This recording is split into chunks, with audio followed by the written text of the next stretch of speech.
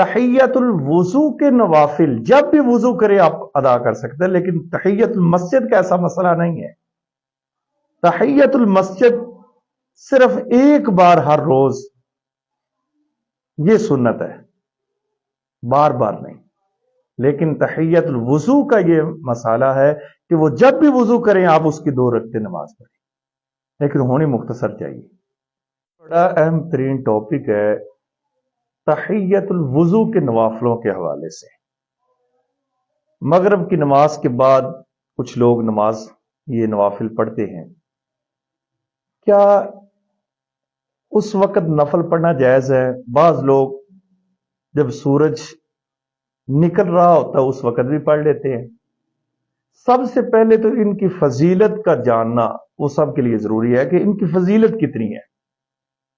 ایک مسلم کی اور ایک بخاری کی حدیث آپ کے سامنے، 2 حدیثیں آپ پہلے اس کی فضیلت کے حوالے سے سماعت کریں، اس کے بعد میں آپ کو شرعی مسئلہ بتاتا ہوں۔ آپ کو نبی کریم صلی اللہ علیہ وآلہ وسلم نے ارشاد فرمایا، جو شخص وضو کرنے کے بعد خالص نیت سے 2 رکعتیں نماز پڑھتا ہے ان تحیت الوضو کی، وہ بندہ جنتی ہے۔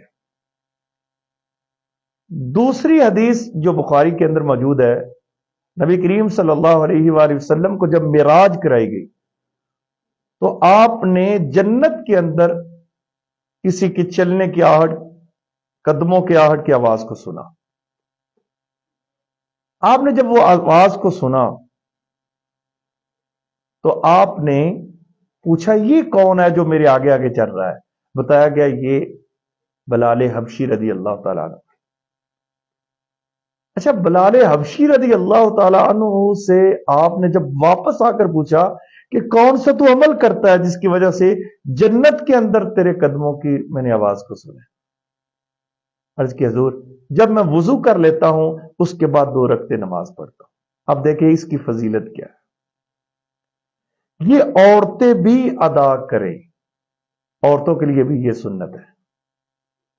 باقی جو مسئلہ ہے کہ مغرب کی نماز کے بعد اگر تو مختصر سے نفل پڑھے جائیں تو یہ جائز ہے۔ یہ احناف کا بھی موقف اسی بھی ہے کہ مختصر اگر کوئی نفل پڑھتا ہے مغرب کی نماز کے بعد تو یہ جائز ہے۔ اگر مغرب وہ لمبی کر لیتا ہے اس کو نماز کو تو یہ احناف کا موقف ہے کہ یہ مکروہ ہے۔ اسی پر ہی ایک بات اور ذہن میں رکھ لیں کہ فجر کی اذان سے لے کر سورج نکلنے تک سوائے 4 رکعتوں کی کوئی نماز نہیں ہے، کوئی نفل نہیں ہے، کوئی کچھ نہیں ہے۔